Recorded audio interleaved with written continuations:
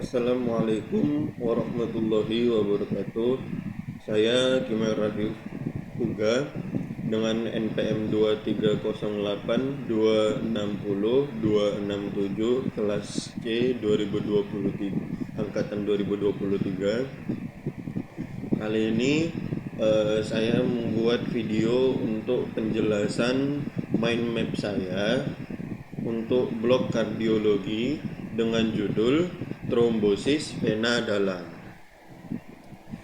Trombosis vena dalam merupakan kondisi klinis yang diakibatkan oleh terbentuknya gumpalan darah atau trombus di vena, terutama vena dalam di tungkai, lengan, cerebral, dan mesenterik. DVT atau trombosis vena dalam merupakan bagian dari penyakit tromboembolisme vena. Etiologi deep vein thrombosis atau trombosis vena dalam antara lain itu adalah obstruksi aliran darah atau obstruksi aliran darah oleh trombus atau gumpalan darah yang terbentuk di sistem vaskular vena dalam.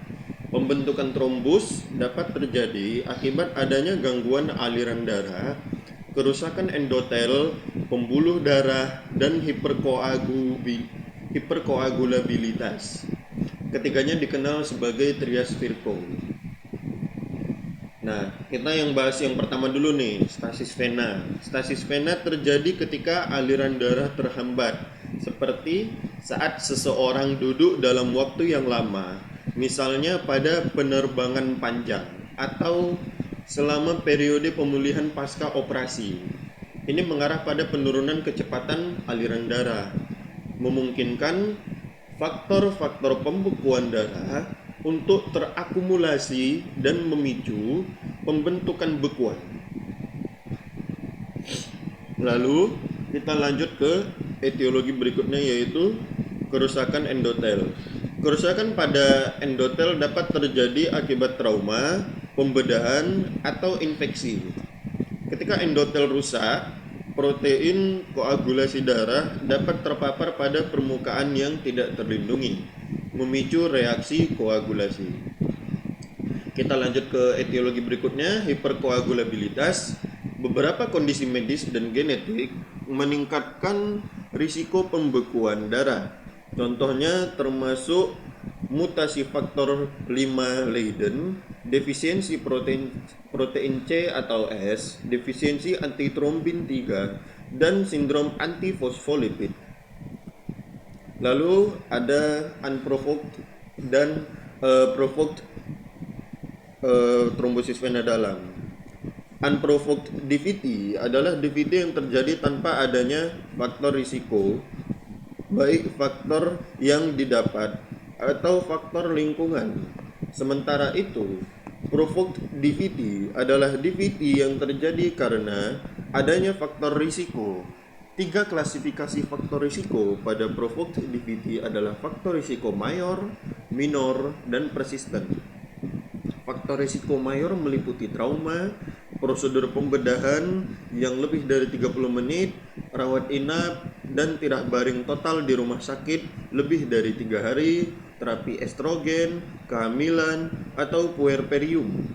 Faktor risiko minor meliputi prosedur pembedahan kurang dari 30 menit, rawat inap, dan tirah baring total di rumah sakit kurang dari 3 hari, cedera tungkai yang menyebabkan gangguan imobilisasi setidaknya 3 hari. Sementara itu, faktor risiko persisten umum terjadi pada kondisi malignansi yang belum mendapatkan terapi kuratif, gagal terapi, atau sedang menjalani terapi. Selain malignansi, faktor risiko persisten lainnya adalah inflammatory bowel disease. Untuk faktor risikonya itu, faktor risiko dari DVT itu seperti kehamilan, kontrasepsi hormonal, merokok, obesitas, dan gaya hidup sedenter atau inaktivitas fisik yang dapat meningkatkan risiko terbentuknya trombus yang akan meningkatkan risiko DVT. Nah, kita masuk ke poin pertama terlebih dahulu, poin kehamilan. Selama kehamilan, perubahan hormon dan peningkatan tekanan pada pembuluh darah dapat meningkatkan risiko terjadinya trombus. Lalu kita masuk poin kedua, kontrasepsi hormonal. Penggunaan pil kontrasepsi yang mengandung estrogen dapat meningkatkan koagulabilitas darah. Lalu poin ketiga, rokok. Rokok dapat menyebabkan peradangan dan kerusakan pada pembuluh darah, meningkatkan risiko hipertensi, aterosklerosis, dan terbentuknya trombus. Lalu poin berikutnya, obesitas. Obesitas terkait dengan peningkatan risiko DVT melalui berbagai mekanisme, termasuk peningkatan stasis vena, peradangan, dan perubahan hormon. Lalu keterbatasan gerak, inaktivitas fisik termasuk akibat kondisi medis seperti stroke atau pemulihan pasca trauma, serta adanya gaya hidup yang sedenter akan meningkatkan risiko terbentuknya trombus. Perpanjangan periode tidak bergerak seperti pada penerbangan panjang juga dapat meningkatkan risiko stasis vena dan DVT.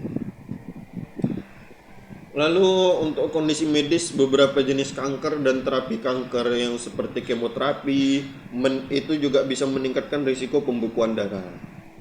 Penyakit seperti lupus dan artritis reumatoid dapat meningkatkan risiko pembekuan darah melalui mekanisme inflamasi. Penyakit seperti gagal jantung kongestif atau penyakit paru obstruktif kronis dapat menyebabkan stasis vena dan meningkatkan risikonya terjadi DVT. Patofisiologi, kita lanjut ke poin mind map yang selanjutnya, yaitu patofisiologi deep vein thrombosis atau trombosis vena, dalam melibatkan 3 komponen utama, yaitu gangguan aliran darah, kerusakan endotel pembuluh darah, kecenderungan hiperkoagulabilitas.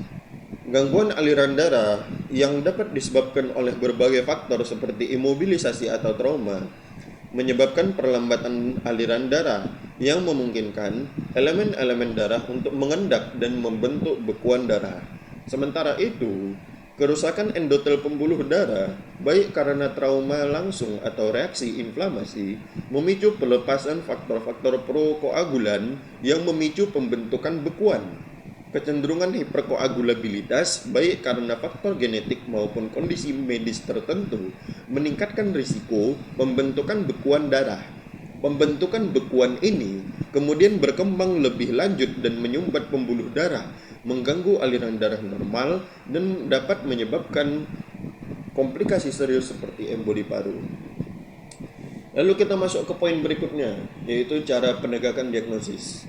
Anamnesis untuk pasien yang dicurigai DVT harus menggali faktor-faktor risiko DVT, gejala DVT, serta riwayat trombosis sebelumnya. Biasanya untuk gejala klinisnya itu pasien sering mengeluhkan nyeri atau ketidaknyamanan yang mendalam, terutama di kaki atau panggul yang terkena. Edema juga bisa tampak, terutama di satu tungkai atau kaki. Area yang terkena juga mungkin terlihat merah atau terlihat lebih hangat dari biasanya. Kadang-kadang kulit di sekitar pembuluh darah yang terkena DVT dapat menjadi memar atau berubah warna. Faktor risiko dan riwayat kesehatan. Penumpang yang baru saja melakukan perjalanan jarak jauh atau terjebak dalam keadaan diam untuk jangka waktu yang lama berisiko lebih tinggi untuk DVT. Riwayat penyakit yang mendasari seperti penyakit jantung, kanker, atau penyakit inflamatori kronis dapat meningkatkan risiko DVT.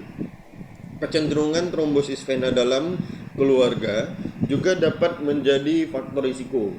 Selain itu, kita bisa juga gali juga riwayat penggunaan pil kontrasepsi yang mengandung estrogen, riwayat merokok, riwayat pemulihan dari tindakan operatif, serta riwayat pengobatan seperti kemoterapi. Gejala klinis lain seperti sesak napas dapat terjadi jika DVT menyebabkan emboli paru. Detak jantung yang cepat atau tidak teratur juga bisa dirasakan pasien jika DVT menyebabkan emboli paru. Lalu untuk pemeriksaan fisiknya, pasien DVT bisa mengalami edema yang tidak proporsional di satu tungkai atau kaki dibandingkan dengan sisi yang lain. Pada inspeksi, pembuluh darah yang terkena DVT dapat terlihat lebih merah dari biasanya atau terasa lebih hangat saat disentuh. Terkadang, DVT dapat menyebabkan ekstravasasi darah ke jaringan sekitarnya yang dapat menyebabkan perubahan warna kulit seperti kebiruan atau kehitaman. Nyeri tungkai bawah, trombus yang belum menyebabkan obstruksi aliran vena seringkali tidak nyeri. Hanya sebagian kasus DVT yang menimbulkan nyeri, sedangkan sebagian kasus lain asimptomatik. Dahulu pemeriksaan fisik tanda Homans positif dianggap mendukung diagnosis DVT, tetapi beberapa studi menunjukkan bahwa tanda Homans kurang spesifik untuk DVT dan kurang disarankan untuk digunakan lagi. Lalu ada edema tungkai bawah yang umumnya terjadi unilateral, namun dapat juga terjadi bilateral bila lokasi trombus di bifurcatio iliaca, vena pelvis atau vena cava. Edema dapat disertai dengan edetema dan teraba hangat saat palpasi. Salah satu perubahan warna tungkai yang bisa didapatkan adalah phlegmasia alba dolens atau milk leg yang ditandai dengan edema, nyeri, dan tungkai bawah tampak pucat. Hal ini disebabkan oklusi vena dalam utama tanpa adanya oklusi vena superficial atau kolateral. Perubahan warna lain adalah phlegmasia caeruleus dolens atau blue leg yang ditandai edema masif dengan cyanosis dan nyeri, umumnya disertai peteki. Hal ini disebabkan trombosis atau oklusi vena dengan vena superficial atau kolateralnya.